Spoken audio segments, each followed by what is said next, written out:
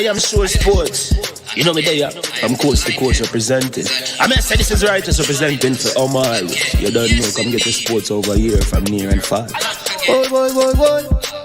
Me say I am Sure Sports, one thing me sure about. When me say sure, that me not doubt. Come get your sports, get it over here. Come subscribe, repost and share. I am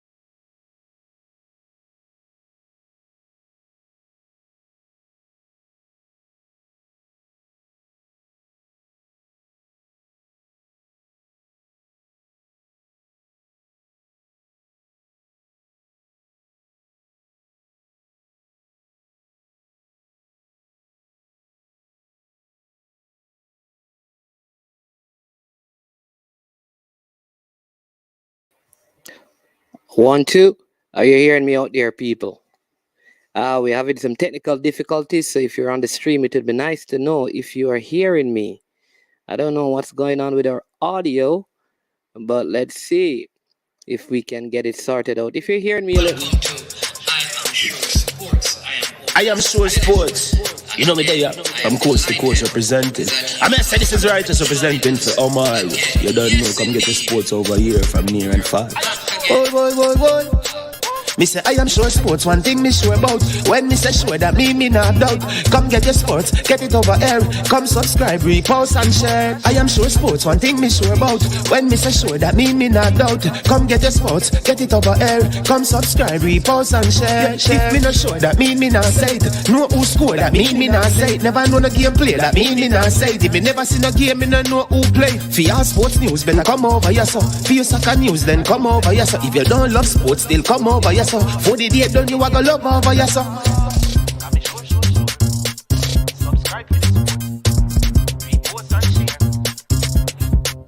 So when it comes on to behavior concerning football, Jamaica is decent. I am sure that if we can get all of these things done, set in place by the end of April, it gives us enough time before the World Cup campaign. Not afraid of no Brazil, no Argentina with these crapper players. We are good enough. Remember, like, subscribe, share. Listen, comment, let me know what your thoughts are.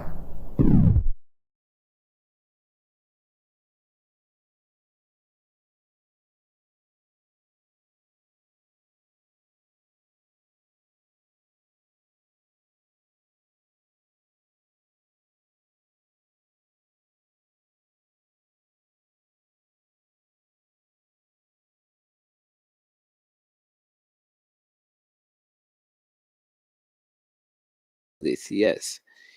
So hope you can hear us clearly. We have been having some challenges with our audio. Think we have sorted that out. So if you're hearing, please let me know that you're hearing me, and then we will give you the updates and just segue right into our Reggae Girlz video for today, focusing on the Reggae Girlz, the squad that is there. Again, our sincere apologies for the challenges with the audio earlier, completely out of our control, right? So sorry for that. So in our early video, we're giving you some update on Kaheem Paris. And so let me just spend 10 minutes to speak to you. Kaheem Paris, he continues his good form in the Slovenian league, the top league there, where he is the joint best goal scorer, second best goal scorer in the league. Up to this point, his good form has been from the beginning of the league. They took the winter break and he scored 2 goals. Their last 5 games, they have 4 wins and 1 loss.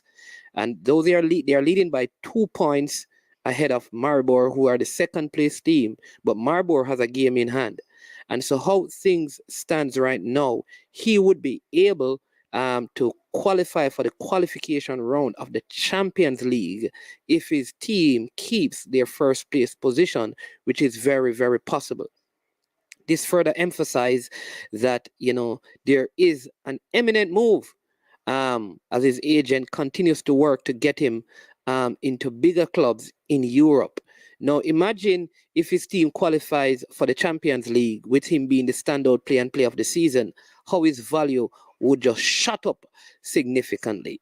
All right, that's great. Good news for Kahim Pupu Paris, former Cavalier player, Dintil player, and also was at Marcus Garvey Technical High School in his formative years. Always part of the Senton football system here, led by Danny Beckford. And so we are so proud of him, living in St. and now. Very proud of him because I know that community that he's from, they will be so proud of him to know that he's making strides over there in Europe. I also believe that on form from November of 2021 up to this point, in terms of wingers, Kahim Paris has been the best, the most consistent and informed winger that we have had. Therefore, based on merit, I am expecting him to be called up into the squad for the games in March. Not just on a trial, not just to test him, not to prove something, because he has proven himself in his club form. And he should be called up. Not to look a break, but because he's doing well. 2 stunning goals. Both he came in from the right, or if we had that in the qualifiers, someone who could come in from the right and kick it off the left with some trickery and all of that. That's what he has been able to do. And like I said, very good goals. I'm going to show you a couple of clips of the goal. You will not hear any audio, but you can, not sure, let's see, but you should be able to see the goals. Max Barisic, Pérez, Xereno Pérez de gol! Šedrugić na tej tekmi je zadev Kejkin Pérez. Del pa je vse skupaj vendarle rešil, potem Begić samo do Guberca. Zdaj Kejkin Pérez, stale gol pa bo seveda odpeljal. Kejkin. There you go. Two very good goals by him, right? So let's see if he will be called up. I think he should be called up. I don't know what you think. What do you think? I think he deserves a call up at this time. I think he has done enough to be in the squad going ahead. And I'm saying it is on merit. This is not no given a chance on merit. He has done enough to be in the squad, and I think he deserves a call up. In fact, in the wing is where we have struggled. We have struggled in that position, and why not put him in? He's on form. Put him in. Let him play. All right. So that's Kahim Paris. Making waves over there in Slovenia. Top clubs in Europe, at least in 3 different markets, seeking after this young talent. So let's see what happens come March. Paris marching into the Reggae Boy squad, indeed. Yep. What say you people? Do you agree? Do you agree that he should be called up? Do you agree that he should be in the squad?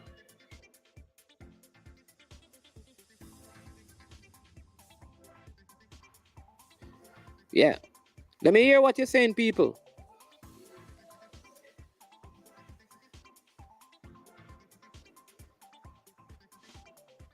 Let me hear what you say. And it's not just today. Again, let me tell you, in the league, the stats are suggesting, or the stats say clearly, that he is the second he's tied in terms of the goal scoring. He's tied in second. That means he's tied with someone, and one other player is above them.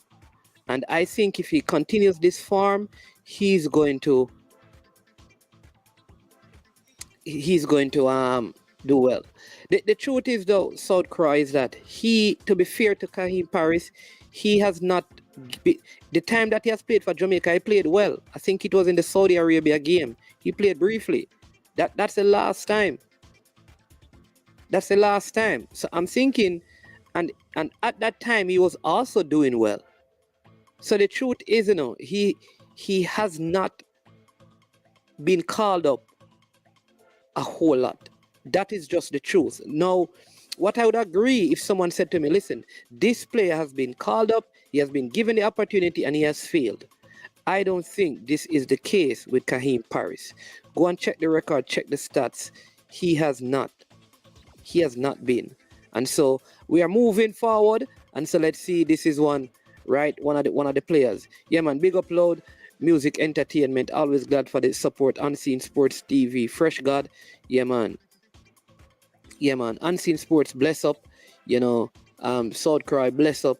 And all the other persons who are watching. Fresh God, Freedom, Vlog, FC, bless up yourself. Also, let me just give you an update on the JPL. 2 games were played today with Waterhouse losing their first game. It was border clash. Mullines versus Drewsland. Waterhouse versus Mullines. Mullines defeated Waterhouse in what is a surprise result. Because I picked Waterhouse to win the game, but Mullines came in great performance and they won. The stars did not align today for Waterhouse. In the second game, Visional Harris scored a good goal. Well, although it was almost on the goal line, but a bicycle, half bicycle, tricycle, bicycle kind of a kick to equalize for Humble Lion late in that one, as Fresh God is already calling out for his coach to leave. Yep. So this really show up the man them where I put the players them in a pool and not using the farm. All right, Addison, enroll him in the Reggae Boys program from now. Need Jamaica in the 2026 and 2020 World Cup. Absolutely. His dribble completion rate is also good. He seems to glide past players in the league. The control and finish on the first goal was exceptional. Absolutely. And this is what I'm saying. Listen, I'm not asking him to come and play center forward for Jamaica or to play in that creative position. And I am saying that we struggle we don't have wingers, at least, let me say it this way. We have not seen our wingers taking on defenders or cutting in and scoring.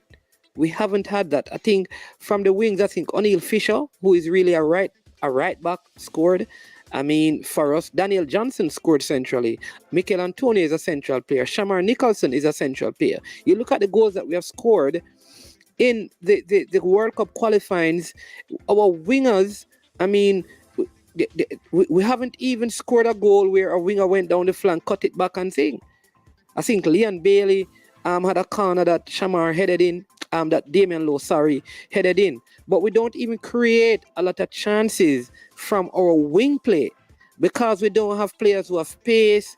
Like you just said, this dribble completion rate. So if they need to take on the player, they can do it. If they need to cut inside, they're a threat.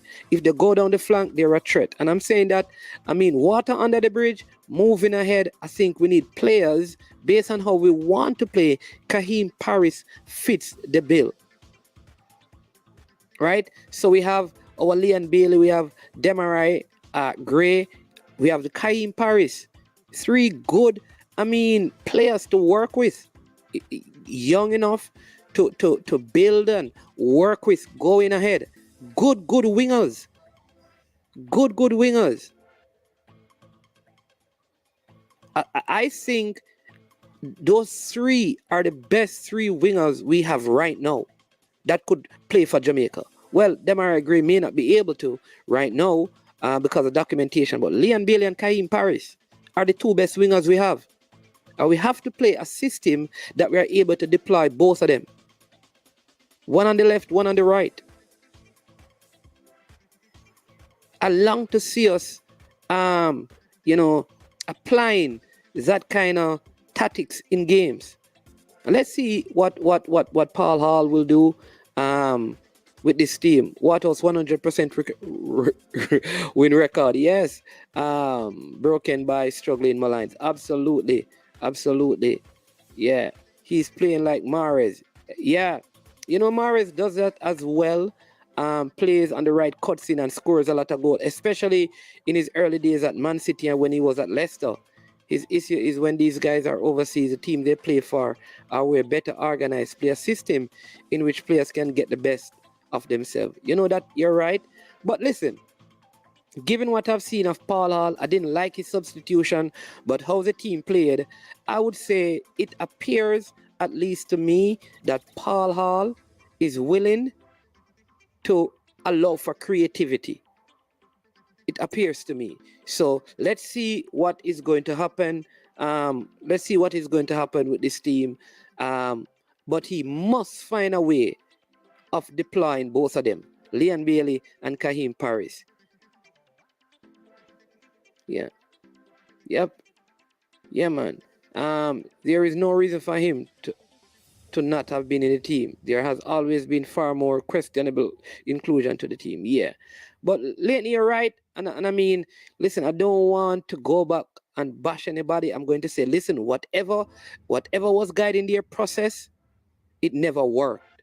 Fix it now. Select the right players. And Kaheem Paris is one of them. And don't think it because his man come from St. Anne and him live at St. Anne, and that is why Ari lives in St. Anne. That is why he's crying out for Paris. Look at the players' form. And look at the other players we are using and compare his form with them. It has nothing, trust me, it has nothing to do with whether I know the player or not.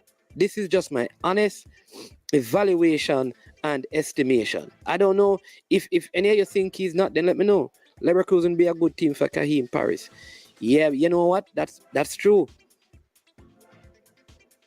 That's true. That Leverkusen team would be a good fit for him. Even Dortmund losing.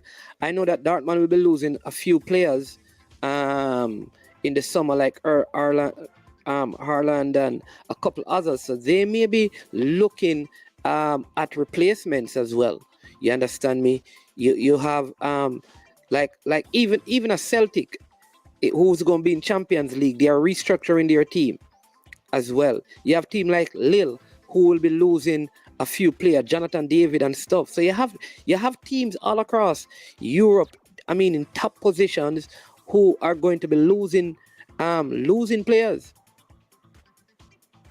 Losing players in the transfer window who are already, I mean, running, their contracts are out, they haven't re-signed, and so he would be good for a lot of those teams. But we don't know yet. You know, the agents are keeping a low, and his representatives are really keeping it, low on that. What happened to Chevron Messi Marsh? He has been a good winger in the JPL.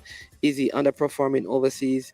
I don't know. I think, and I'm going to talk to someone who understands these contract situation. I think a lot of these players, I can't say that this is the case, right? So this is my opinion.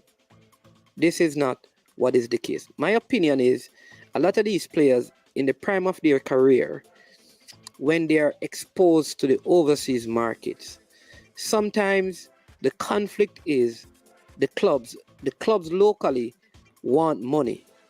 The clubs overseas are saying, we need to do this, first. And I think we have to find a way of probably allowing some of these players in their 18 and 19 to end up in Europe, like a Krista J. Daly, develop, and then the clubs in Jamaica get some money. I think what happened, like King, for example, King is in a situation where maybe his club wants, I don't know, think he's so good, they deserve 200,000 euros for him. All right? A club in Europe may be saying, no, we're not paying that for a man playing in the JPL. Let him come here, and then we can keep him for a year and sell him for $5 million. Then we will give you some money. That's the thing. I think we have to sit down and look at how we're going to manage some of the top talents, or else some of them going to end up staying in Jamaica, playing after they finish high school for 3, 4, or 5 years, not really developing into good professional for the European market. And what happened is that they just fade away, like what is happening to a Chevron Meshi Marsh or a Alex Marshall and so many of these other players. That's just my opinion. I want to see Paul getting the team to play a system. Happily, it seems Paul wants to play football and not just up front and hope for the best. Yep. Me tell you, me play like Mahrez. The youth can play, brother. Still upon the work management. Bless up Balakar. Yeah, man. Jamaica need to iron out some administrative issues. Players need to come and play without any distraction. Good prospect for 2026. Here then, Arientes. And this is what I'm saying. And this is what I'm saying to people. Stop talking about the players. The system needs to be fixed. And if we put the proper systems in place, the end result will be good. And so when we're saying the players are not good, it's really not the right approach. If we have a good system, I believe that we can qualify for the World Cup. Mikel Antonio is a good player. Ethan Pinnock is a good player. All of these guys are good. I think man to man, the players available to Jamaica throughout the campaign, the 99 players, I put it to you that we are not the 7th best team when you talk about player-to-player matchup.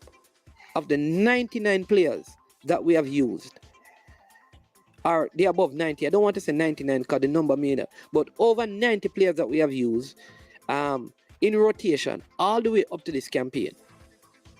I put it to you that in that we can find a starting 11 that is no further than the 4th best starting 11. The issue is all the other teams had proper system from coaching to administration, and that facilitated their success.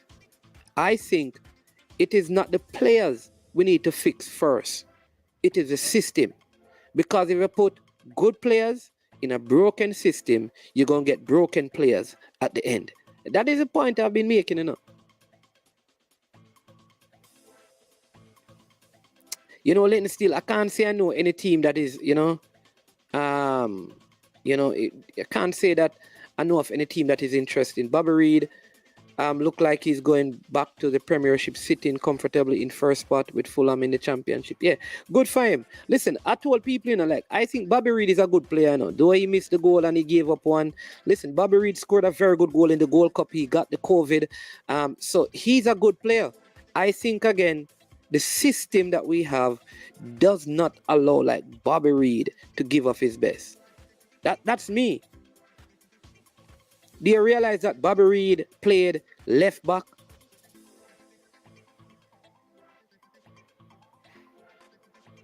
Bobby Reid played left back. Yeah. You don't remember in the Panama game? At the end of that game when Kemar Lawrence came off? Bobby Reid can't even play with a back three, and he plays as a right wing back. I'm telling you, he's versatile.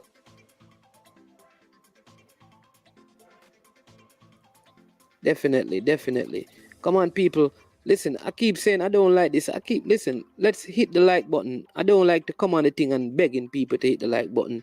It's not like your people give super chat, man. So hit the like button, man. Got no super chat not running. So just hit the like button.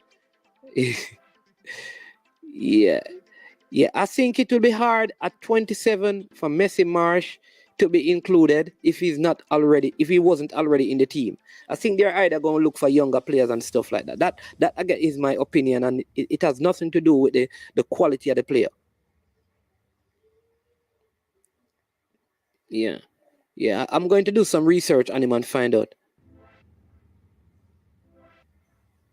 Renz, what about Lil? I think Lil is in that hunt too, Yeah.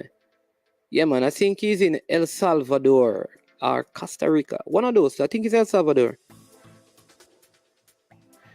Yeah, but you can't. I know that some of the players are young, coming out of high school. Remember this, which is one of the things that need to fix in the Jamaica system. You see, if you're a player coming out of high school, and you tell like, say you want to come to my club, and I call you and say, listen, I want to come and play for my club, and you said to me, no man, I have an agent. My agent is Unseen Sports Agency. You know what most clubs will say? Oh, what kind of agent? Me not talk to the agent. Yeah, you coming or not? You have to talk to me agent, and you're blacklisted, and that has to stop. In other words, player representation is not facilitated in Jamaica. Once you start telling clubs to speak to your agent coming out of high school, or if you're a 20-year-old, they're going to tell you, say, who you're not good yet. Well, you say, there's a chance me I give you. And say you're blacklisted by clubs. So part of professionalizing the system is to allow player representation, that they can have agents and do negotiations with their contracts.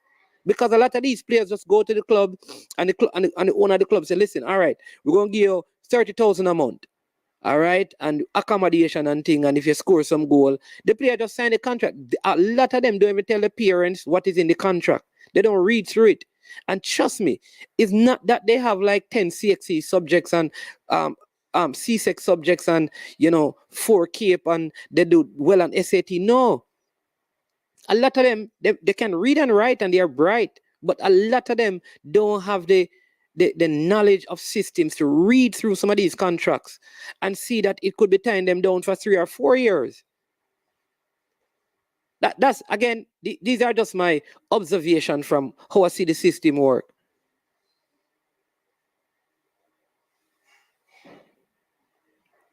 Yeah, man, big up boss Thomas. Yeah. Young players, I think Wolfberg. Yeah, I saw that, Andre. But I think Labor Cruising has some players leaving, I'm almost certain, but I'll check it. And that is why I was suggesting them, Yeah, man. Hit the like button, people. Come on, man. The contract, what these clubs giving the players in Jamaica does not benefit the players, yeah. A Paris player like Morris. Yeah, Balakar, I figure that is what you're saying. He plays like Morris for real. Watching people, he plays like Morris.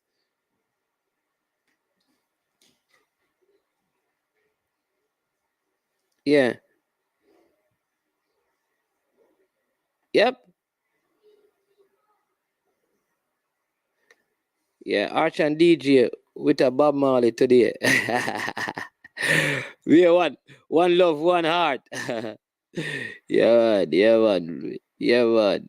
Costa Rica is that, all right? Dennis Steele. He left El Salvador. Yeah, he left El Salvador for Costa Rica. There you go.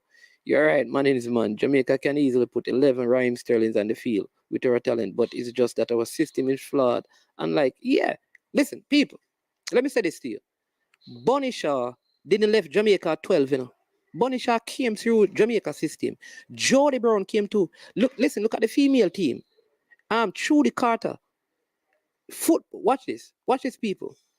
Female football is not highly promoted or supported in Jamaica.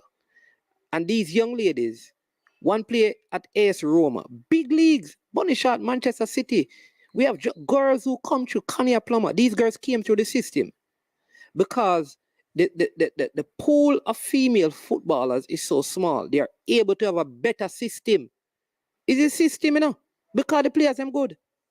It is a system that is broken. It is a system that we need to fix because the system keep breaking the players. We don't realize that now. Think about all the players. Think about even Casey Palmer. Think about some of the players. Amari Bell. All of these guys who came. All of these guys who, like I said, played. What happened to some of them who started out? What happened to Darren Mattox? People realize that Darren Mattox stopped playing for Jamaica at the prime of his, like when people are normally at their prime, 27, 28. That is it. It must be the system because a man don't just play today and be good and tomorrow him stop being good. It don't work like that. So we have to create the system that facilitates proper development.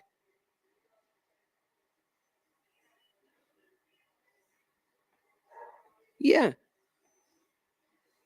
You can't have a youngster, like, you can't have the youngsters coming out of school and they want to play, the top ones I'm talking who can play in the Premier League. And if they go to a club and say, listen, my agent is Leighton Steele, every Premier League club in Jamaica run him.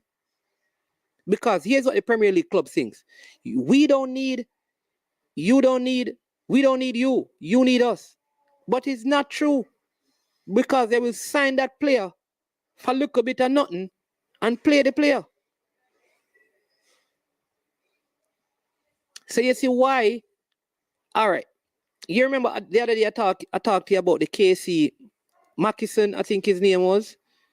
Where you think players like those, like, played so well in high school, went to university and chose to go and work in a bank?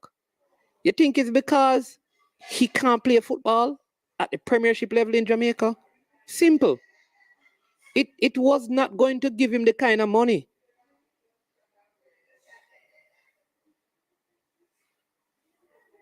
I'm telling you.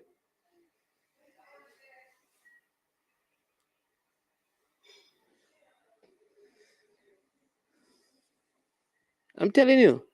So the whole system, we have to sit down at the administrative level of our football across every parish. All the ISAs, the business house, all of these, and create a system, an environment that produces good quality footballers because we have the talent.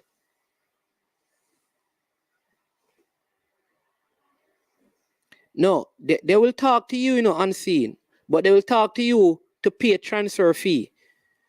But negotiating the player salary, they don't talk to people. It's either, listen, at this may pay you want it, go and about your business. Because I will pay you play. I'm telling, all right, any one of you, call any high school footballer good one, and ask them about their contract with the club that they are. If you don't believe me, ask them. Call any. Who are some of the top footballers who came out of the league this season? Find them. Are in 2019. Or anyone you know, call them and ask them.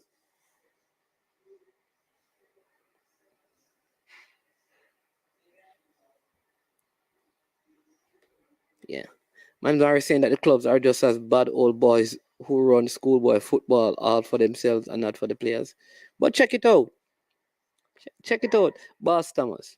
I'm not saying that they force the players on, but yet it's a take it or leave it. Because the clubs are going to tell us, me can't pay. If a player goes to a club, if the leading goal scorer, Gregory Cousins, I think he's the leading goal scorer in the Dakar Stock Cup. I could be wrong, so people correct me if I'm wrong. Gregory Cousins.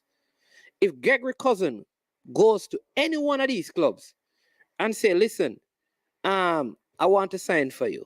Or they call him and say, listen, come and play for us. He's in college now, so it don't work. Hypothetically speaking. And he says, listen, I want an $80,000 salary. You have to find accommodation for me in Kingston because I'm right. Yeah. And it's a 2-year contract. I guarantee you that majority of the clubs in Jamaica would laugh at him. And say, who you, man? I guarantee a majority of the club in the Premier League. That is what we need to fix.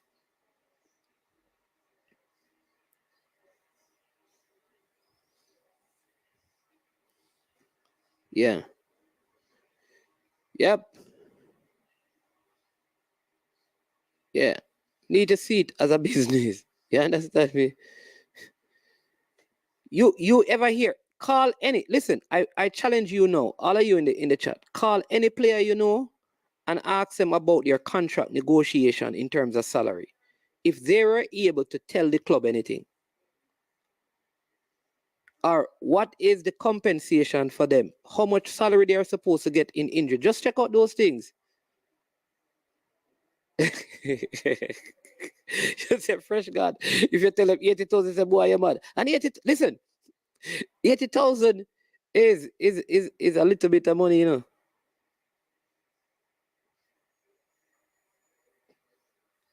What would you suggest to the youngsters that are coming out of high school to do before this situation fixes? All right, so here's my thing. So, youngsters coming out of high school, first thing, there are many things that your school cannot do for you in terms of your individual game or club. Make sure that you're in tip-top shape and you study the game.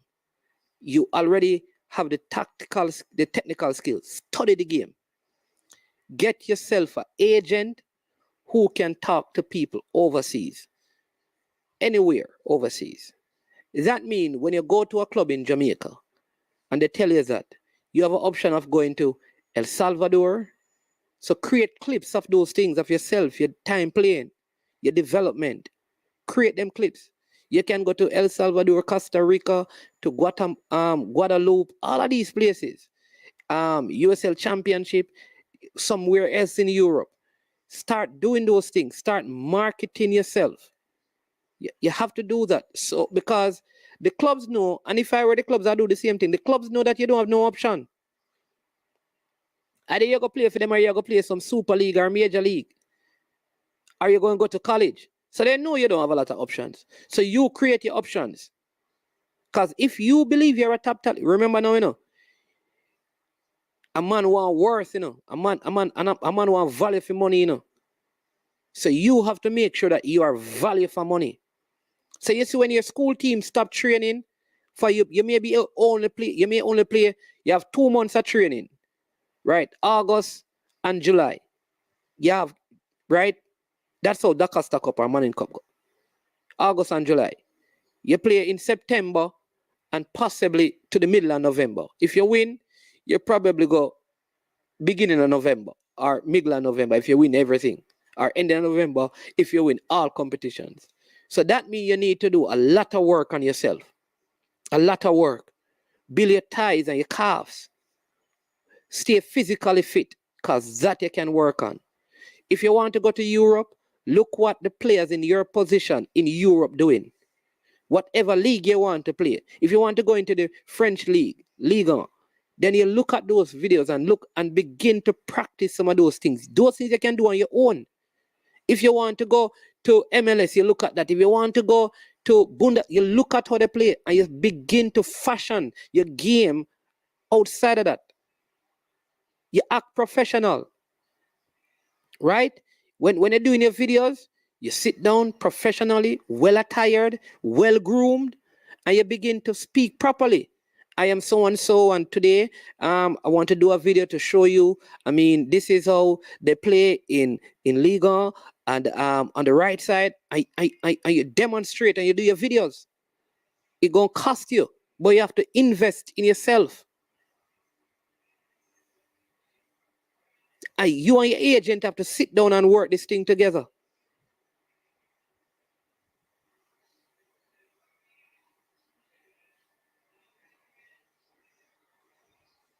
Right? I see 15 and 16-year-old people, girls and boys, have clips and videos of them. But that would be my solution. Listen, we're going at 45 minutes, we're going to talk about the Reggae Girlz squad and all of that. Yeah, video is so important, man. Some of these clubs and schools don't video their game. No, man, you have to do it yourself. I'm telling you, you have to video this thing yourself. That's what I'm saying. You need an agent. You need an agent. You need an agent. I'm telling you, you need an agent, and you need an agent who, you know, like our DJ have a producer and the man say him boss him. Yeah, you kind of need something like that. Or someone like that who is going to help you. That's very, very important. Because if a man think you're a big talent, man, make him spend some money so you have the best attire and them things there. So when you turn up at a club, you turn up there well attired, well groomed.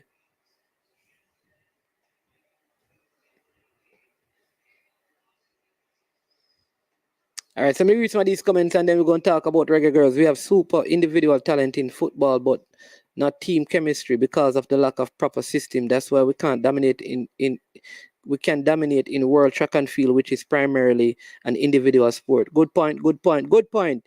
Excellent point, Chris. Can Academy help with this situation before they turn 18 where parents can have a say in their decision? For example, if they are scouted early and get an opportunity to go overseas. Yeah, but we also have to help parents understand the financial dynamics of football because many parents don't want that for their kids. They want them to go and get a good education. And they don't think if they play professional football that can be facilitated. One of my players at Charlemont almost missed out on a scholarship because he had no videos. He had to spend his own money to go for a trial. Then they gave him half a scholarship. Wow. I'd love for that person to come and share that story with me and see it. Yeah, man, that's a good story right there. Good story right there. Yeah. So people, I mean, big up again to Kaim Paris and the work that he's doing. Looking forward to more good news. Yeah. Looking forward to some good news. Yeah. Supposed to have a guest today as we look at the Reggae Girlz squad. So let's see if he's able to come on. One of the outstanding coaches of female football in Jamaica. So let's see how that can work out. We really want to give some attention to the Reggae Girlz. They have a game on Thursday, and I want them to do well. I believe that they are going to do well. I think the team is going to be a success, and so we're going to talk about them a little bit. We're going to discuss the squad that has been selected to represent us in the game against Bermuda, and also they're going to travel to play Grenada. So we're going to look at the squad as they begin to assemble in Jamaica, on the 13th and on the 14th under the leadership of Coach Vin Blaine, who will be leading the charges. I also want you to understand, people, that part of our issue as well,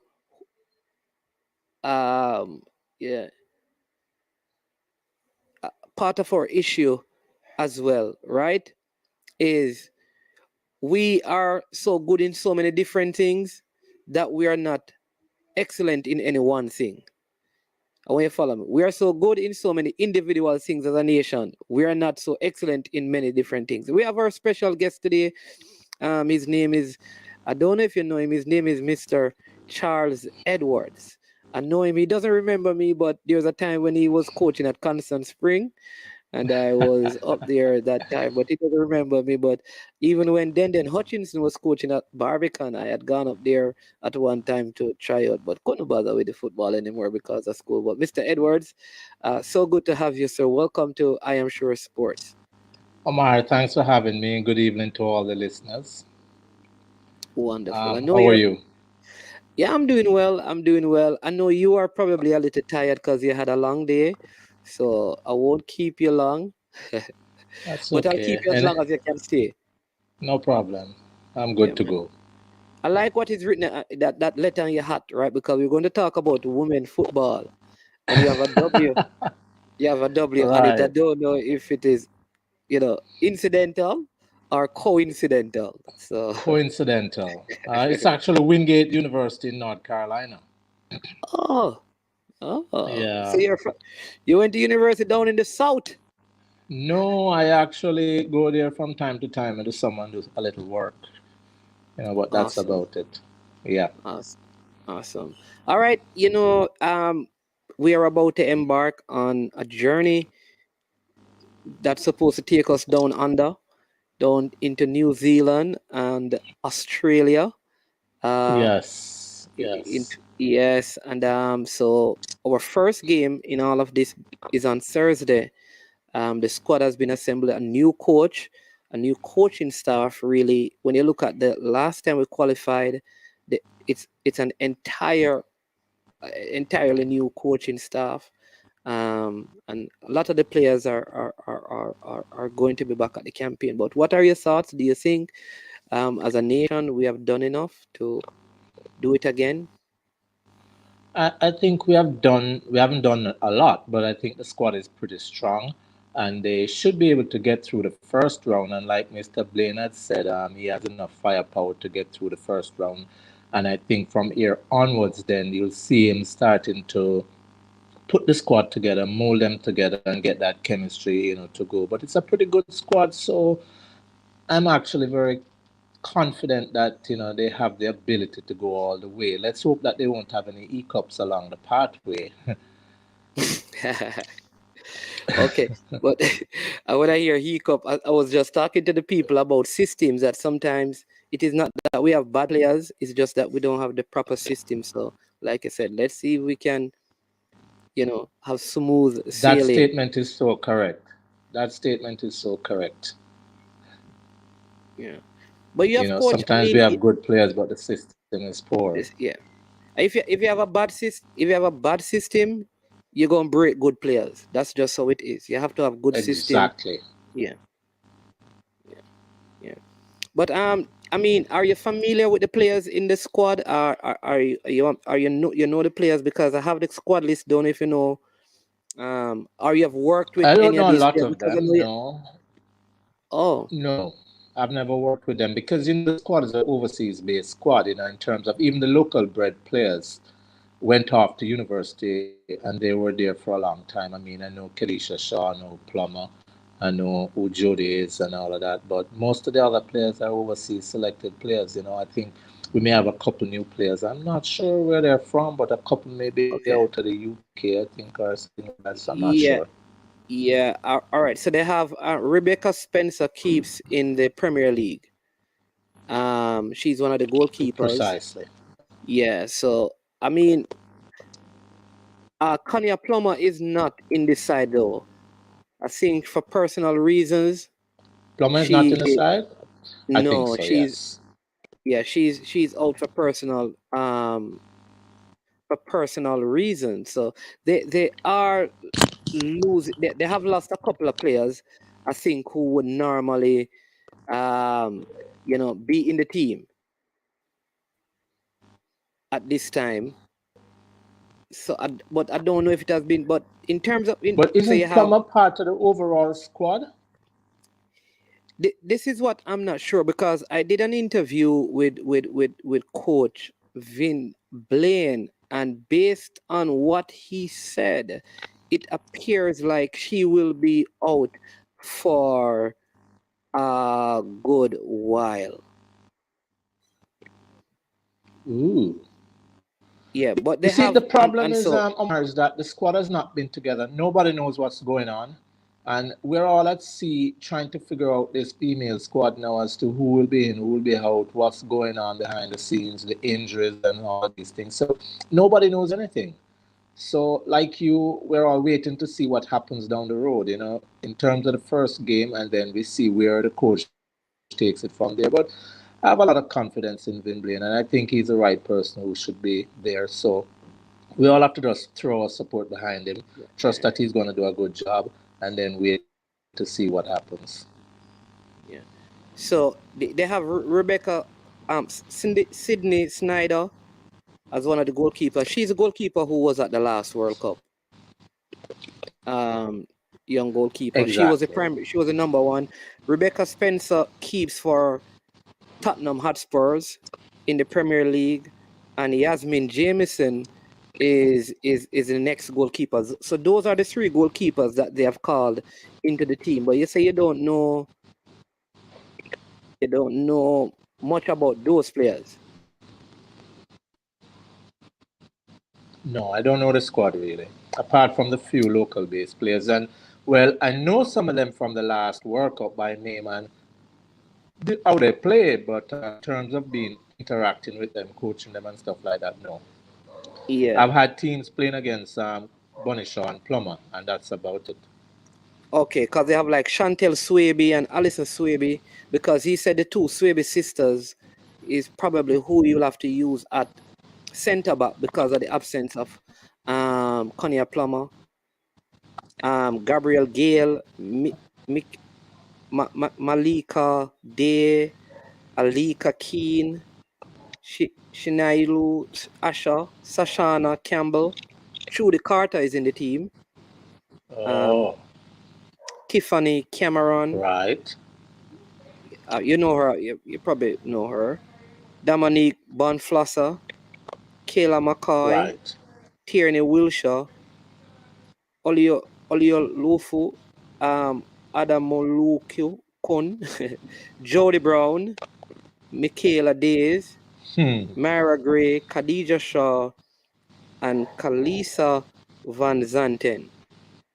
So that's the team for this game. A lot of the players didn't get. That's interesting because, yeah.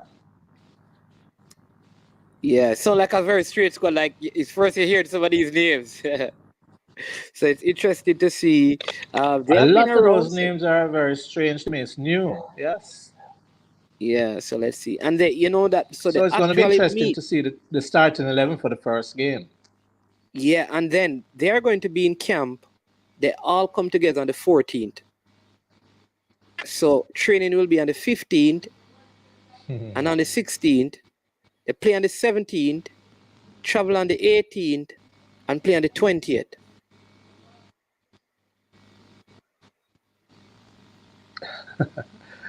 That's How does that interesting. work? Because you have been a coach and you have Very won interesting. multiple trophies with Barbican. How do you manage a squad and a team?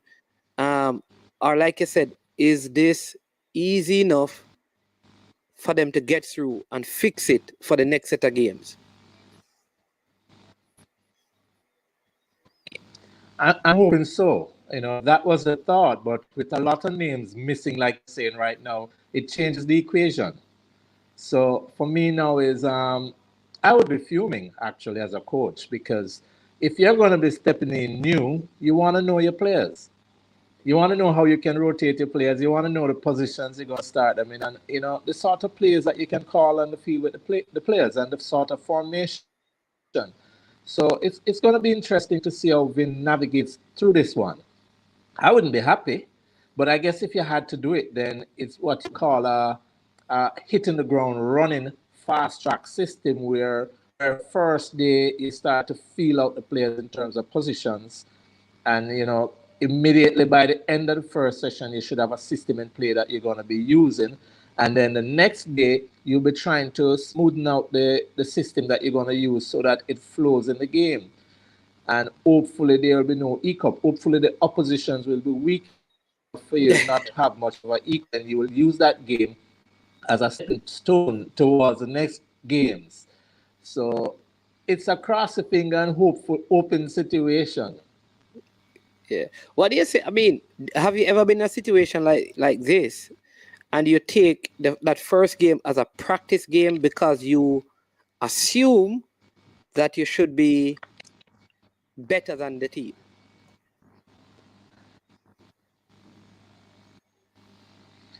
All right, Omar, what you need to know about me is I never assume that I am better than any team. Doesn't matter how weak they are, I want to be adequately prepared for that team. Because, with the way football is going nowadays, and even the teams that we used to call Cinderella teams, they are getting support from UEFA and FIFA, and they are getting better and better every day. You don't know what could happen. Look at Panama, who gave us a hard fight last year. Panama is a team that we used to consider a Cinderella team, so we can't call anybody a Cinderella team anymore. And even if they are, you still want to be properly prepared. And to me, I've always said to my players, that is why the word upset exists in the dictionary. So you as the coach and the players, you have to make sure that you do everything correct, right, in the right manner so as to avoid something like that. Yeah. But how difficult you think it is, given that we have not had like female football in Jamaica leading up to the pandemic? The pandemic came. I'm talking at the senior level, like any senior league, leading up to the pandemic. The pandemic came, and then your players are overseas. How best would it have been to kind of be working with a group of players? Well, first of all, what you need to remember, Omar, is that none of the local play squad. So not having a tournament here because of the pandemic doesn't affect the squad one bit. All the players who are professionals or in college are pretty much active playing. So that part of the equation you don't have to worry about. I think the part that you need to worry about is really the chemistry coming together and how well they play together as a team. Look at Bunny Shaw, for example. She's in full strides at Man City. The Tottenham goalkeeper should be in full strides. And I'm thinking that all the others in a professional system should be in full strides. So, and the college players would be just coming out of college season. So it would be hard to get them back in top shape. So I wouldn't worry about or talk about the pandemic in Jamaica not being able to play. Football is being played other places, and the players are coming from those, destinations where games are being played. So I don't think we should worry about that part of it. Yeah. Okay. Very What very I think interesting. is important is for the coach to really hit the ground running. Yeah. I think and like I think like you have to. It's almost to me like these first games are like really practice game because you're not going to have any full game practice before your first game, which is not ideal, but it's what it is.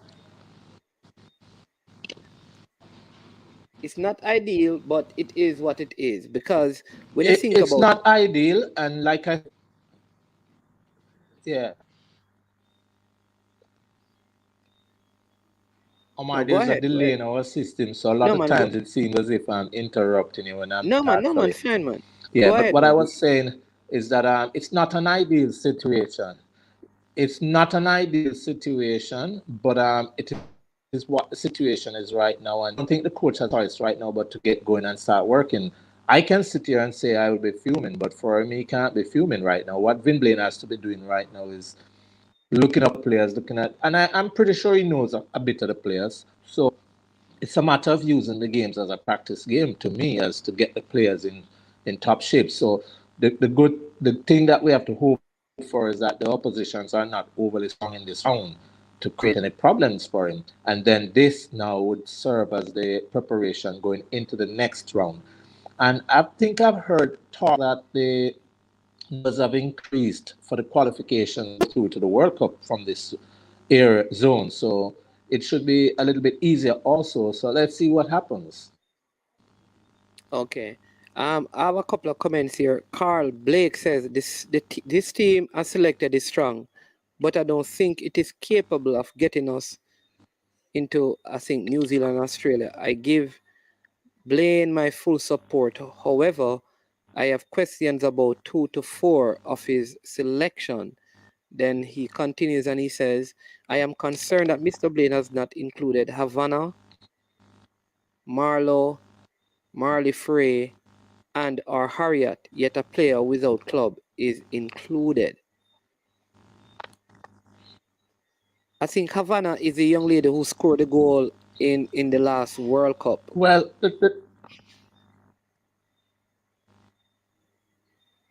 right.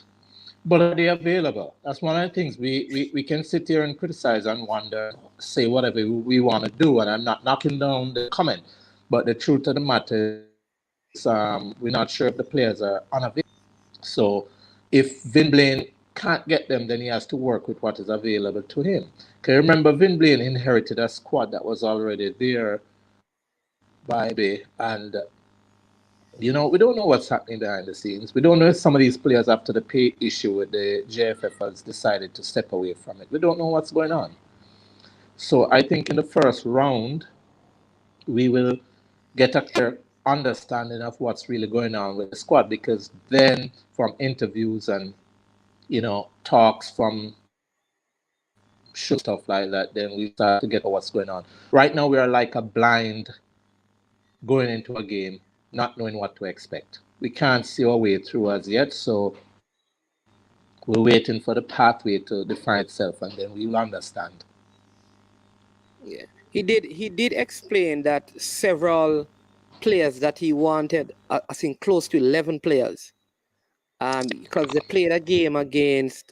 played friendlies against Nigeria and Costa Rica. A lot of the players, even some of those players who played in those games, he said that the paperwork that they needed in terms of the passport had not yet been, the process has not yet been completed. Right. And he also said that, so because of that, there are at least 4 players who are unavailable because of that. There's one player that is going to have a child.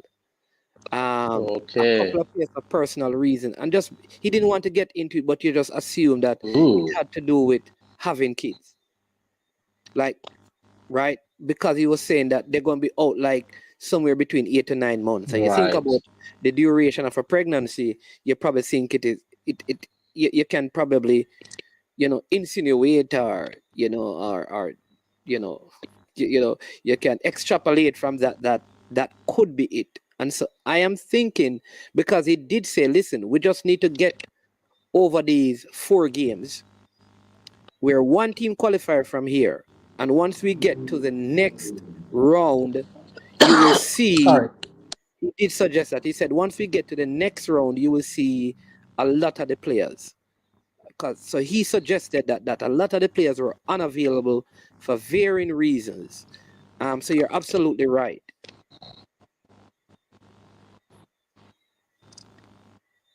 Yeah. But then I see someone we have what we have. Yeah. And Havana keep is our like, fingers crossed. Yeah. Havana, right. Havana is injured, because he did say that, Havana Solon. So she's recovering from injury. So she's out. So sometimes when you see the selection, that's what you were suggesting, that sometimes you don't know why a player is not included. So there you go. And I know one of the players will be playing, oh geez, I forgot her name. How could I do that? But she's going to be playing with the under-20s, because in her position, though she has played with the senior team, in her position, we have like a Jody Brown. And we have a couple of players in that position that are good, are better than her, but she could have been included, but they made a choice. Like, so she'll get main time. McNamara, I think her name is. Right, so let her go and play with the under-20s, because they have pulled Peyton McNamara. Right. Because they have pulled Jody Brown, who can play under-20 from the under-20 team into the senior team. So they didn't want to pull all the junior players who can play for the senior team out of the junior under-20 team. So you have those dynamics as well. Yeah. This person is saying our real challenge will start with game against Dominica Republic. And then says all the UK players are not available. That is clear. And the USA, Canada, Mexico, and Costa Rica, and also Haiti, who will all be in the next round. So do you know how the competition is set up in terms of the qualification format? Are you familiar with that, Mr. Edwards? No, but I know a set amount will go through from this. No, but a set amount will go through from not to the next round. But that's what Vin was saying, that he thinks he has enough fire to navigate to the next round. He's not very worried about it. He thinks the squad that he has is capable enough to carry him to the next round. So we have to trust the coach's word right now, huh?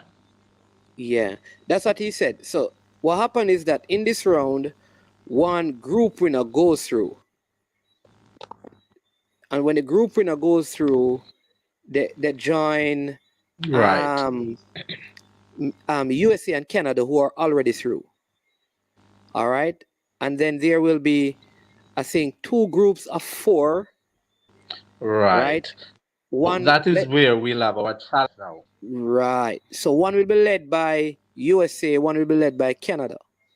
All right. So if you go to the semifinals, the 4 semifinalists go through. So that's 4. So if you assume, say, Right. USA, Canada, I mean, the assumption is Jamaica should probably be in the semifinals. If not, if you finish 5th and 6th, there's a game that is played between for a fifth place team. The 5th place team will play for a half a spot. So in the final round, there'll be 8 teams, and 5 of those teams Or they stand a would play chance of like going how the through. CONCACAF. Okay, it's interesting. I think I heard something of that sort. So we'll have a extra spot that will play a qualifier to go through, which gives us even more of an opportunity to qualify. It's good. Yeah.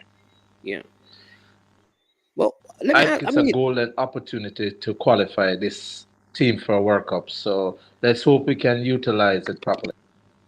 yeah, and then the under 20s, they play under 26. I think they play in a competition in the Dominican Republic, and they'll be playing against Guatemala, their first game, which is on the 26th of February as well. So the under 20 team and the senior team are supposed to be in camp in preparation for that tournament. I think Xavier Gilbert is a coach for the under 20 team. Okay. Yeah. Yes, he is. Yes, he is. He has them preparing right as we speak. So yes. I always wonder though, Mr. Edward, because I know you tried men football, you went back to women football, but is it that you have never been interested in the national program, or it is that you have been, but you're just in the, behind the scenes? You remember, I was national coach in 2007 with the team that went to Pan American Games and the World Cup qualifiers when Renee Simoes was here. So I've done the national program before, and Captain Burrell came and reshuffling. Captain Burrell after Box Hill for a second stint, and then they changed up the entire coaching panel, and I was released, and the Brazilians.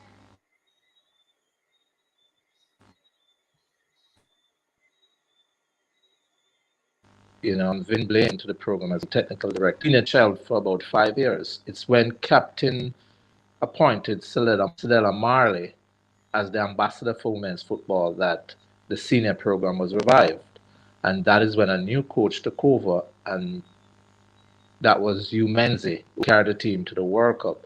So since that, now we have had another change with Busby, who now has an issue dealing with, and an interim coach has been appointed. But I've been there before, and to be honest with you, it's not that I've not been interested in it, but to be honest, sometimes I get very frustrated with the program on what's going on. The way the administrative staff deals with football in Jamaica, it's disheartening.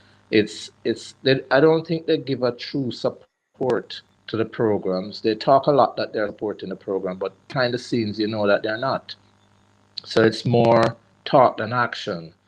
And, there's a lot of stuff that I could talk about, but I don't really want to go into it. But it has not been good for me to sit back here and just watch it. I've not been totally happy with it, but it is what it is. And I've not given up on coaching. I still go overseas and thing. And I'm hoping that when the next Women's League restart, that I'll be back with Barbican and, let's go from there. But I'm still enjoying my coaching. Yeah, what is happening with the ladies though? Because I know when football is down for men, I mean, belly get big. Those who drink more. Those who smoke more. Those who party more.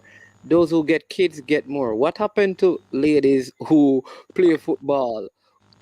Because there has not been any local football for quite a while. So, will there be a team at Barbican? Will there be a Waterhouse team? Will there be a Portmore team? Will there be a... Yeah.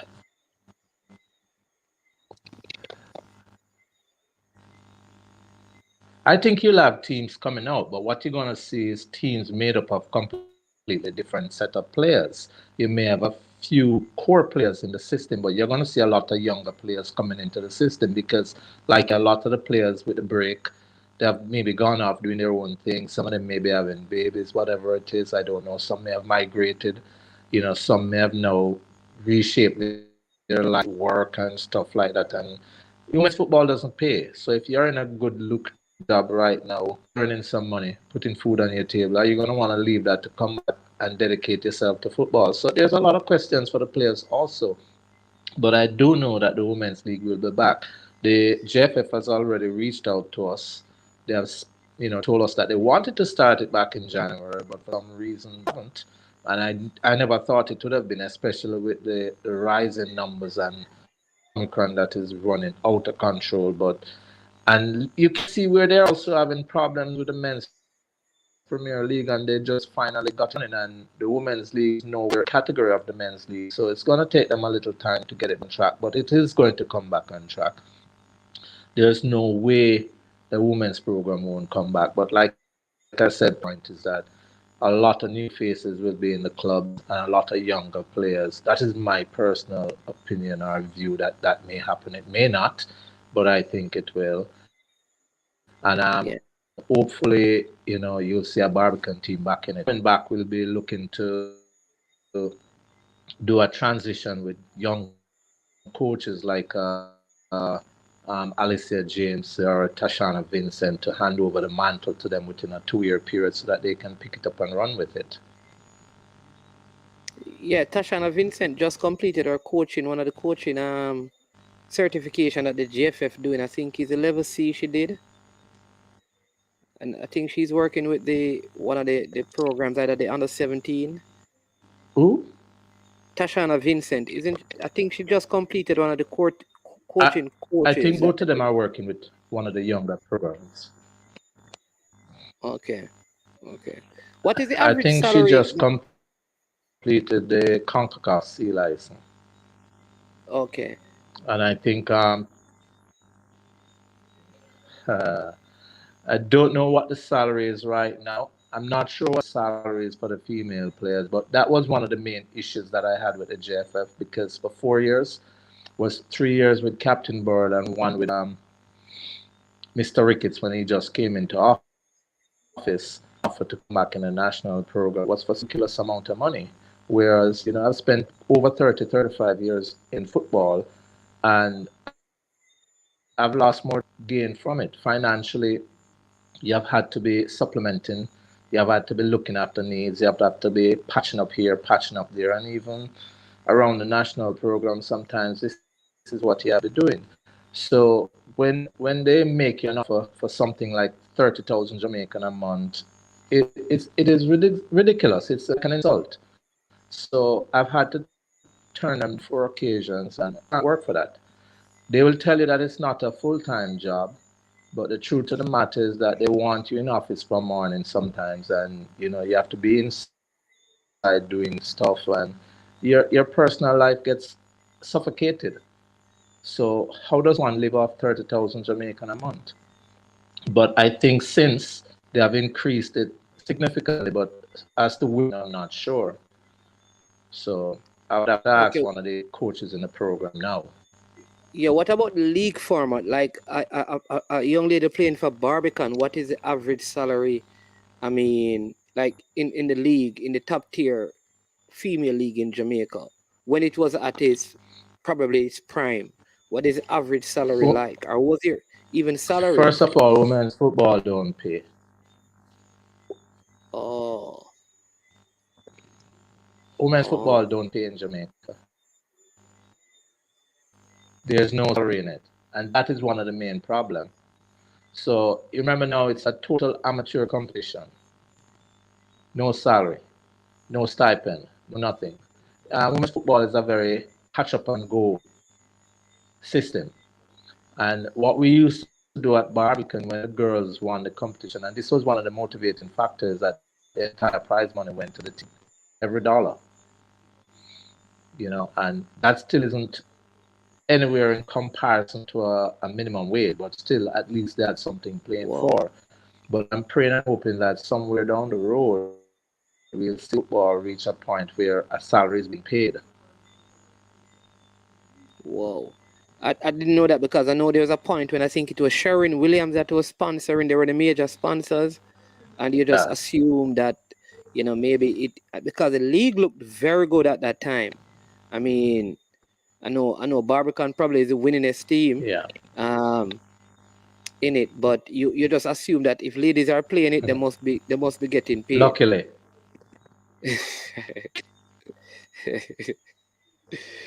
No, I don't think it was by luck. But you are Barbican is the winningest team, right? In the No women's. salary was ever paid to them. Okay. Let me take a couple more comments. Carl By Blake far. and yeah, by far. How many titles The have you won? Let me just superior get that. record. Okay, and who is like the team that's like second, like closest to? Is it Harborview?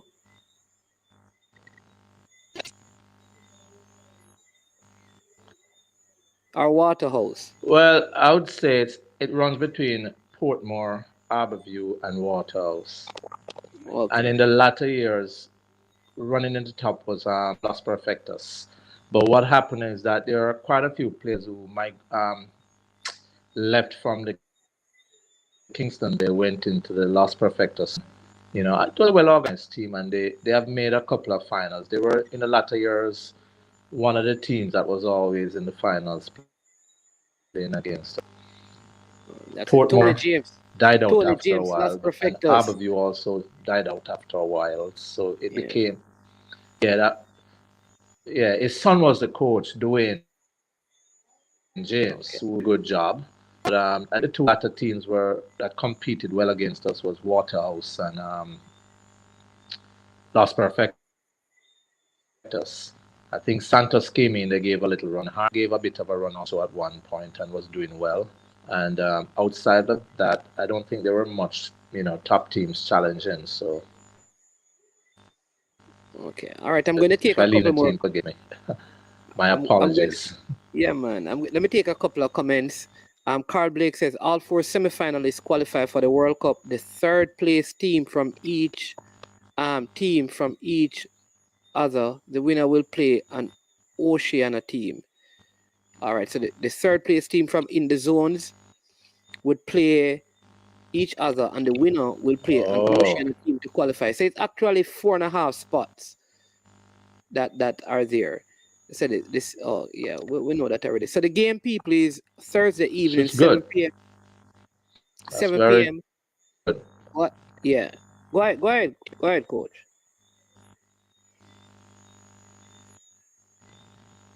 You can go ahead, coach. No, I didn't say anything. Okay. All right. So people, No, I didn't say anything. I'm listening to what you're saying. Okay. All right. So I'm going to show you shortly. I'm going to show you how you can get your tickets for the game, because tickets are being sold. It's 2,500 tickets. The cost to enter is $3,000. I suspect that all of these tickets will be sold for the grandstand, because I don't foresee them opening all the stadium. That would cost too much money. All right, so I'm going to put up the ticketing information for you to see.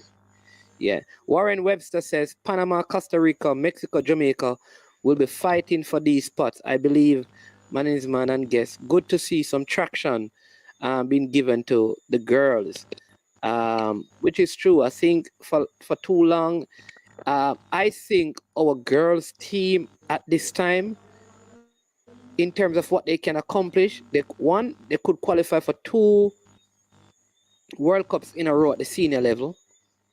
I think, given the quality in the team, if we go through the qualify and keep the team together, we could go to the World Cup. I think do better than we did last time, and probably at least come out of our zone, which would be a major accomplishment. I tell people this, that Jamaica, we are good in so many different sports that we are not dominant in any one, but we are good. If we were like some of the other nations in CONCACAF, say like a Guatemala or a Costa Rica, Panama, or El Salvador, Honduras, that they don't do cricket in those nations for the most part. They don't do netball. They don't do volleyball. They don't do all of those things. We do bobsled. We do skiing. We do swimming. We do track and field. We do cricket. We do netball. We do basketball. We do male football, female football, and somehow we always produce on the world stage. I think it is time that we begin to celebrate what our girls are doing. The biggest move by a Jamaican player is the move made by Bunny Shaw. The all-time biggest move by a Jamaican player into a top league footballer is Bunny Shaw. Nobody has gone to a bigger club than Manchester City. And I don't think we give it the credit that it is due. And I think You mean a Jamaican bread, yeah? Yeah. You think about Leon Bailey goes to Aston Villa, big move, but this is Manchester City.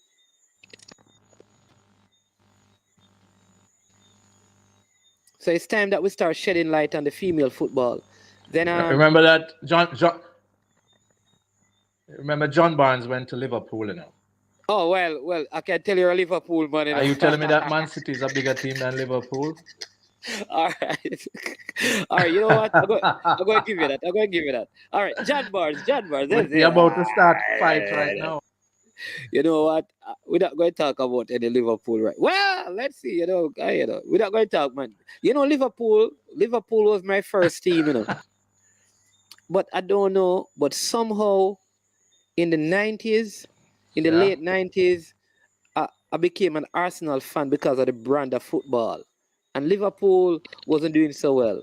And now, that's why you mustn't change teams, you know. But, you know, it is what it is. No, that's a regressive move.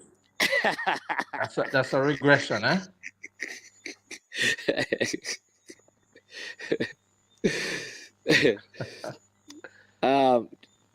Tuffy Rudy says, "My name's man. I've been a Liverpool fan from 1973. Wow. Before I was born. That's good.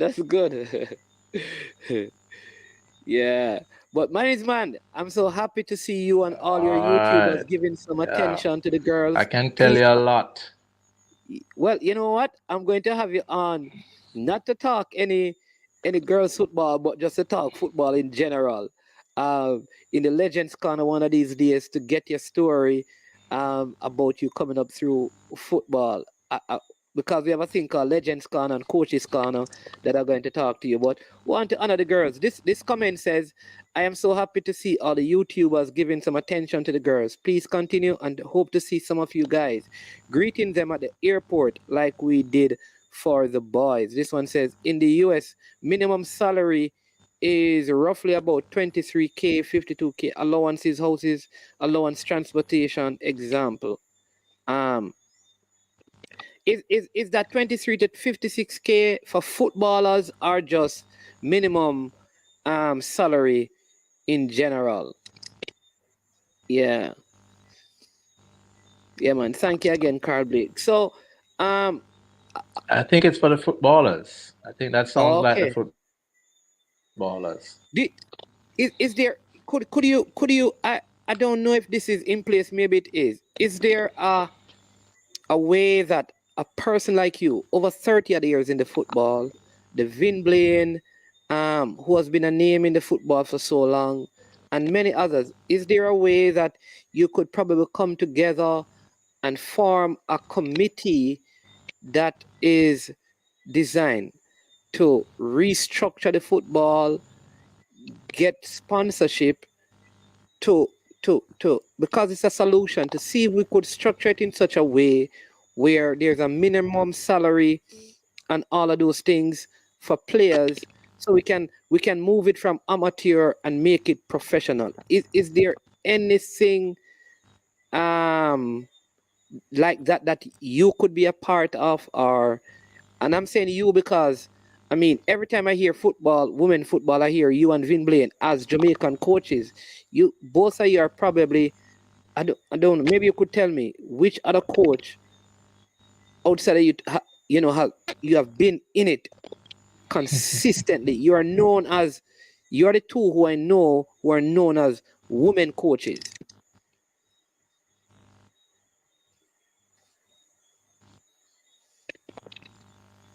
Well, we have really been there for a lot, so I can't think of anybody. Xavier Gilbert has been there for a lot also. And there are others who just came in and stepped out and, they pop in, pop out sort of system. But the three of us have been there for quite a few years. Vin Blaine, myself, more than even Xavier, and then Xavier would come in at number three.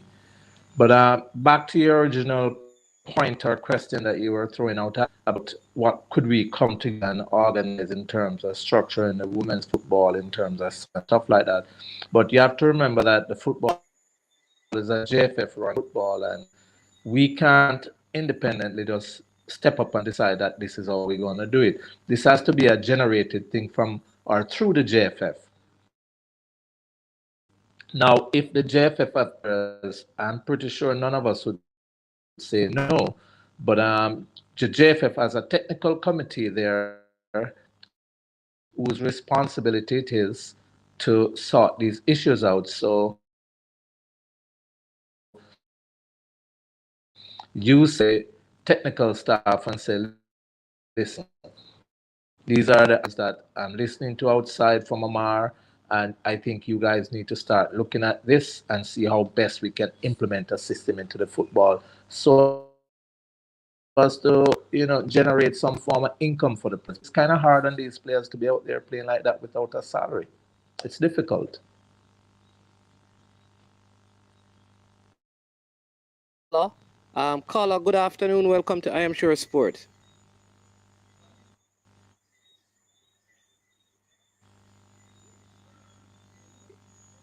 Yes, caller.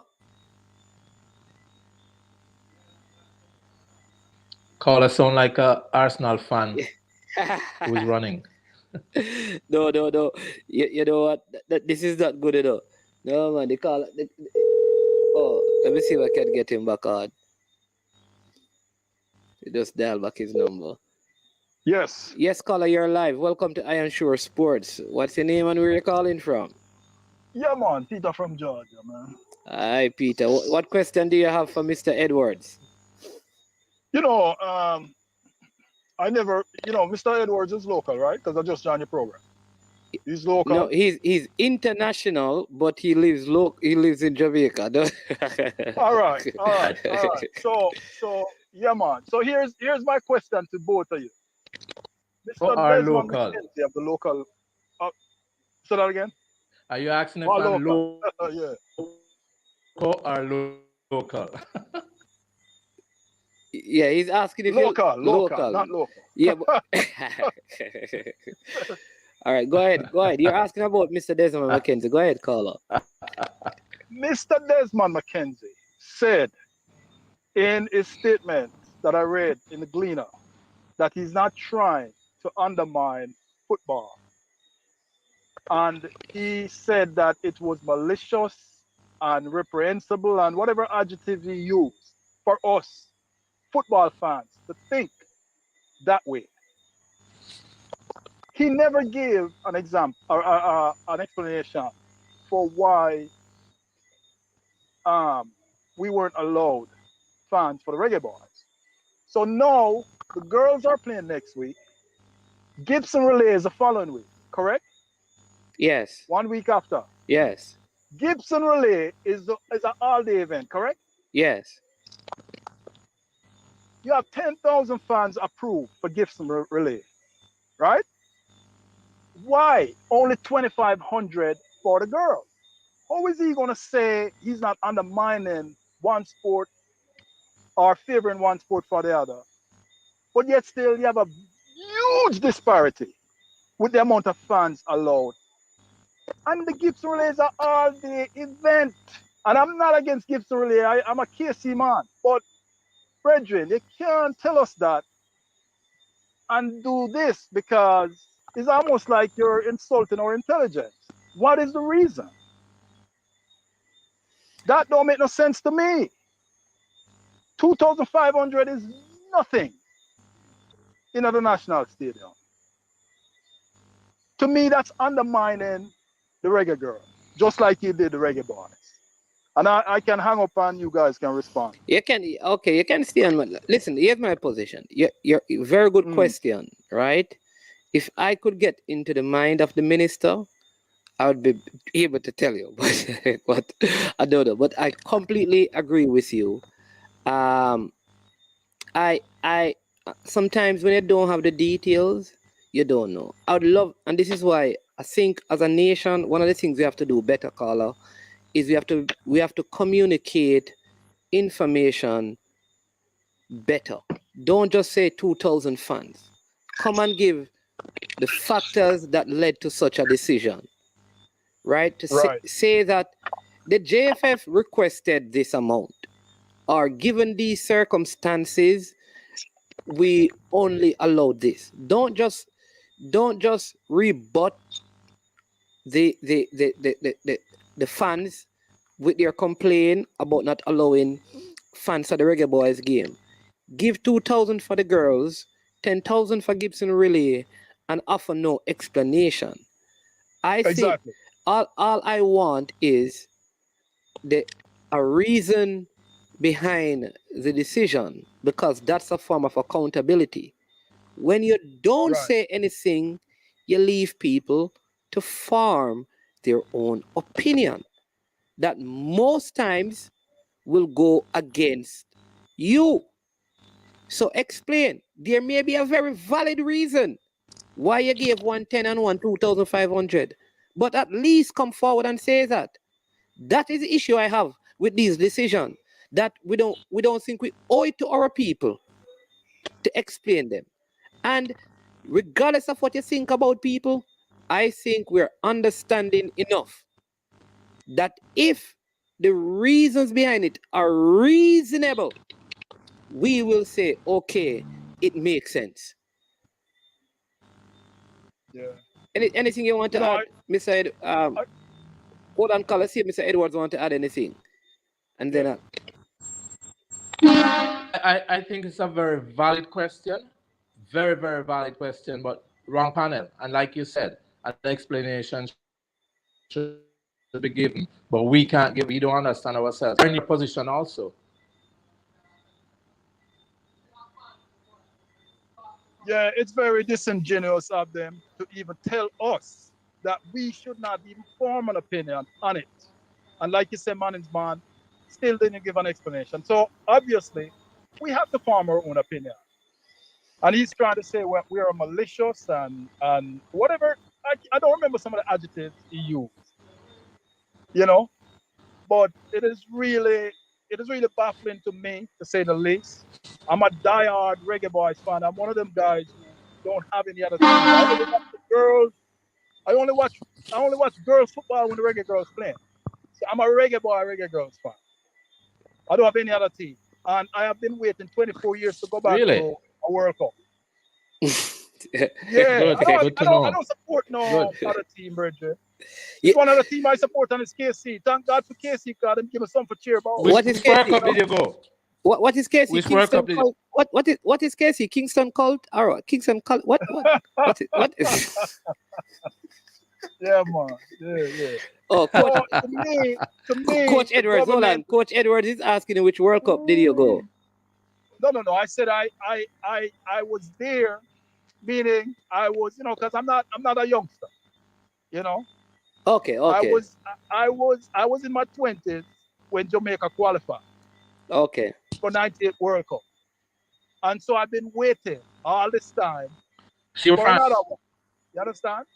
No. And I believe No. this Why I this asked is because campaign I was was there. the. Yeah, well, I wasn't there in person. You know what I mean? I mean, I was around. I was around. Yeah, but um, Oh. this this campaign Okay. was one where I think it was most likely for us to qualify, and I believe in my heart that had we had fans, I believe it would have pushed us over the edge. I believe them little marginal games that we lost against Mexico. I believe just like you were in the stadium management and you showed it to Ravel. Ravel. Yeah. Yeah. to take his hands off his side, and he responded. Imagine if you have some spectators in another stand that say, Albas, man over your shoulder.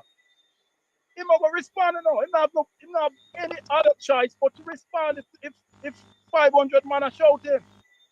And this is the difference that fans make. And again, 98 World Cup, there was no crime that day, no murder. I think the only murder-free day in Jamaica. So the government lack vision, brethren, and they need to take them pettiness and them personal thing out of the sport. Yeah, man. All right, and caller. Let the sport flourish. Yeah, man. Yeah, man. Thanks again, Peter. Yeah, man. Blessings. All right. Yeah, man. Yeah. You know what is funny, right? People. Take care, Peter. Yeah. Let me give you numbers. It's funny, right? If 10,000 persons turn up, that is separate from the athletes. So athletes and administrators to operate all the athletes and 10,000 people, that need an additional 2,500. It takes, when you talk about people to start race, all of those things, people to monitor, people coming in, bathroom cleanup, sanitation, all of those things, to operate the stadium with 10,000 people and all the athletes over on the warm-up track and the main track, they are going to need an additional 2,500 in terms of support staff. And you're looking at around 1,000 athletes. So the numbers are going to be around 13,000 in total. And I think this is why sometimes explanation, because I mean, it just sometimes need, people are reasonably enough, I think. Right? I think people are reasonably enough if you give them common sense. I totally agree with you. Yeah.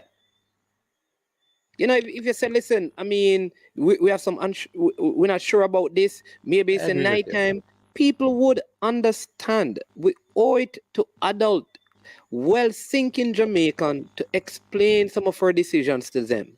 Because here's what, this is not a life and death decision. Just explain it. Just explain it. Like this person says right here, 2,500 fans plus 100 players and official plus security for football game versus 10,000 plus 500 to 600 athletes and official times 3 as many security for Gibson. Madness and arrogance by the elected officials. You understand me? I won't get into describing them, but just explain to people. When you're in leadership, you owe it to your followers to explain to them. Totally agree. It's a form of accountability. You could be right, and even if you're wrong and you explain, people will be more patient and long-suffering with you. Yeah. Exactly. Yeah. So will you be at the game, coach?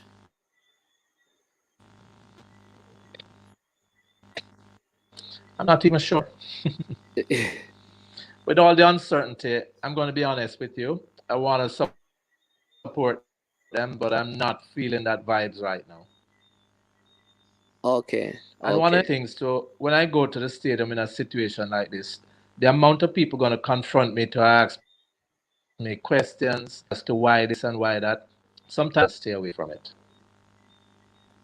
Yeah.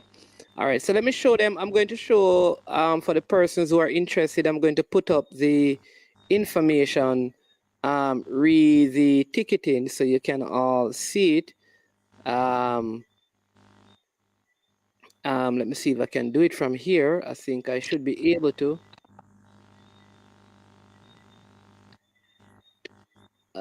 This one, look. All right, so it says ticket allocation. Yes, right, Reggae Girlz versus Bermuda, the 17th of February 2022. 2,500 spectators allowed. 3,000 Jamaican dollars per person. Right, that's like 100 and if if you're in the US, and you come into the game and you want to get a ticket, are you paying in US dollars? I don't know. Let me see if I can calculate. It's around $155 to 1, I think. Who is bright enough to just pick that right out the top of them head? I'm not. So I use the calculator. Yeah. Yeah. Yeah, 3,000. Really? 19, like $20? That can't be right. Whoa, like 20 US dollars, around that, I think. It Not for appears. 3. Yeah, yeah, Yeah, yeah, yeah, yeah, it's around 20 US dollars. So all you have to do is access the JFF yeah. ticketing portal for the World Cup qualifying game at the Nationals. Please see below, right? So you go to jffevent.localgovernment localgovjamaica.gov.jm. To purchase a ticket, you click on local, fill out the form, then submit. Once validated, you'll receive a message with instructions to proceed. So that's how you get the ticket, right? If you desire to go to the game. All right. So for those of you who are interested, that is how the ticketing process works. So you can just go. Yeah. Why is the match so expensive? Come on. Why is it expensive? Support the girls, man. 20 US dollars? Is it 20? Who is saying that is expensive? CC Sports Love, you're an accountant. What are you talking about being expensive?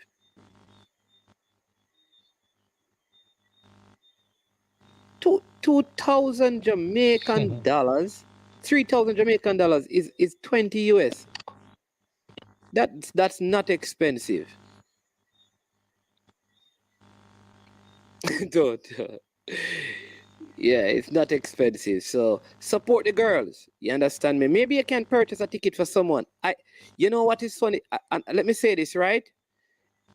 You have to be vaccinated, I think. Though it doesn't say that, I'm almost certain that they will only allow vaccinated fans in the stands. Yeah. But the Yeah, announcement, that's what yeah, it is actually.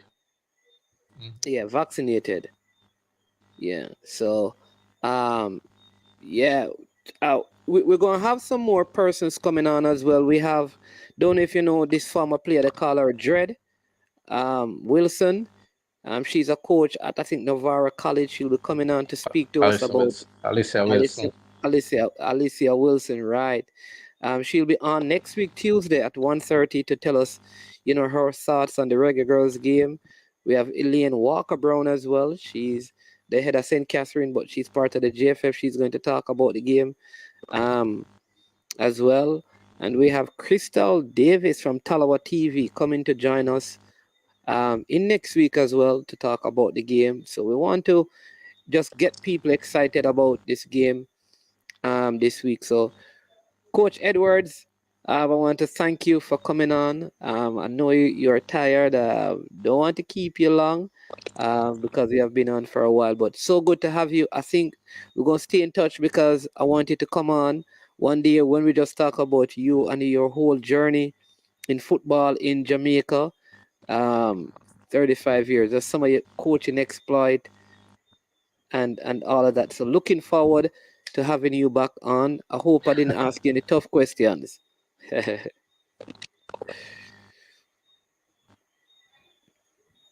No, everything was good, man. And thanks for having me. It was good. I enjoyed it. And thanks to all the listeners. Have a good evening. Stay safe and play your part. Take care. Yes. Blessings, sir. Thank you so much.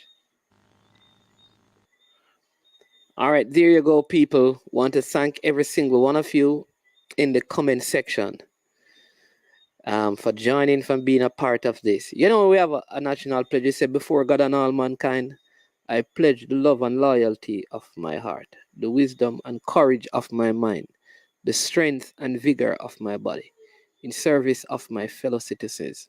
I promise to stand up for justice, brotherhood, and peace, to work diligently and creatively, to think generously and honestly, so that Jamaica may, under God, increase in beauty, fellowship, and prosperity, and play her part in the advancement of the whole human race. Yo, hey, them thing they're nice enough, people. I tell you, I love it, I love it, I love it, I love it, I love it. Them thing they're nice, Them thing they're nice. You understand me? Yeah.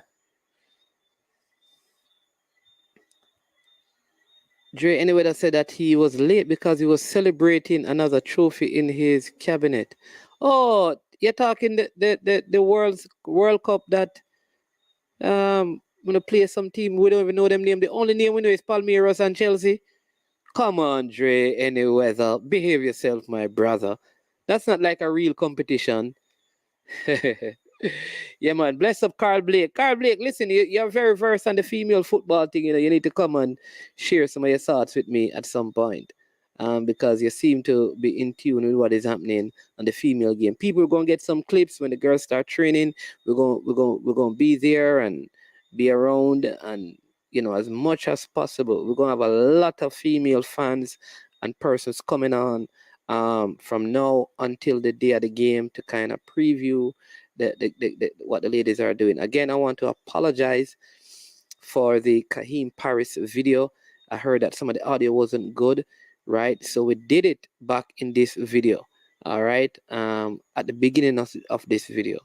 Thank you again. Appreciate every single one of you. As usual, I want to ask you to hit the like button, subscribe. Listen, we are very close to 3,000 subscribers, and people always say to me, man, you're doing such a good work. You're doing such a good work. Listen, support the work by getting someone else to subscribe, please, to the platform.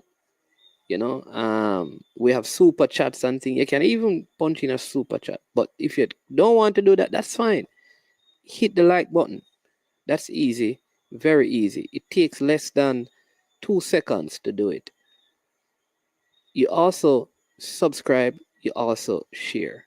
That's how you support I Am Sure Sports. Blessings on top of blessings. Tomorrow we have a big chit chat at 5:30.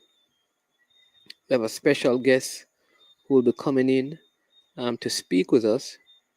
So you can join us for that hour of power starting at 5:30 tomorrow. That's Sunday. To every one of you again, big up, and big up. Want to say a big thank you to our sponsors, Prestige Finance, lending a helping hand when you need it most. Call them at 876-884-7390. They will give you a loan of up to 100,000 Jamaican dollars. No processing fee, same day processing at 0 to 4% interest rate. Also launch Legacy, handle risk, seek legacy for all your personal insurance needs in Canada and the USA. Visit them at Launch Legacy or call or text 647-989-0782. On Thursday, they did a wonderful webinar on this platform. Please go over there, go back into the archives, check out the video. Please do that. You will really enjoy it. Also, big thank you to Trick Nick. We're going to end with a couple of things. We're going to show you the Kahim Paris goals again. As we end this video, we're going to show you the goals by Kahim Paris today. Right? We're going to show you those goals, and then we're going to play something from Trick Nick. So let's show you those goals. If you love them, drop a super chat if these goals are two excellent goals. If you love the goals, then do you love the goals? Do you love the goal? Oh, big up Brain Drain. Brain Drain, you have been coming late to class, Brain Drain. I don't know. Big things going at Calabar, man. See, there was a big scholarship, $600,000 given to I think 20 odd Calabar students. Yes. Student athletes. Brain Drain, thank you, man. You're doing a great work. 600,000 to over 20 odd, a couple million well there, and some KC boys as well. So Brain Drain, keep doing the good work as an AI. You're helping with improving our young men. I mean, it's always good when people make those worthwhile contribution back to their alma mater. So big up Brain Drain for the contribution that you are making. Let me play these videos from our sponsors and also from the goals that Kahim Paris scored today. Max Barisic. Pérez. Šeredno Pérez de gol! Še drugič na tej tekmi je zadev Kejkin Pérez. Letel pa je vse skupaj vendarle rešil, potem begit samo do Guberca. Zdaj Kejkin Pérez, stale gol pa bo seveda odpeljal. Kejkin Made up of 18 Jamaican herbs and spices, add delicious, bold flavor to your next grilling experience. Flavoring sauce, a marinade, basting, condiment, or topping. Trick Nick Jerk Barbecue Sauce. Trick Nick Jerk Marinade gives your meats and vegetables authentic Jamaican jerk flavor. The spices are directly from Jamaica. Spices like jerk seasoning, allspice, Scotch bonnet pepper, fresh scallions, thyme, ginger, and garlic. The key ingredients to a great jerk marinade. 0% sugar and low in sodium. You want to try it?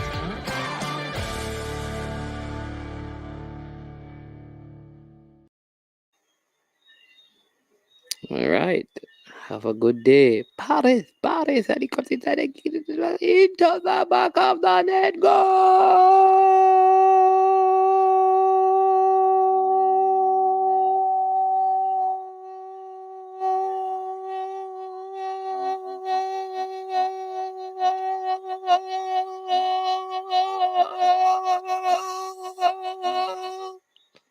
Paris with the stunner.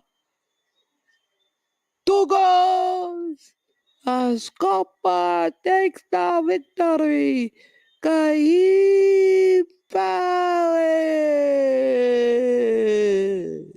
What a player he is from the little island of Jamaica, all the way over here in Slovenia. Kahim Paris.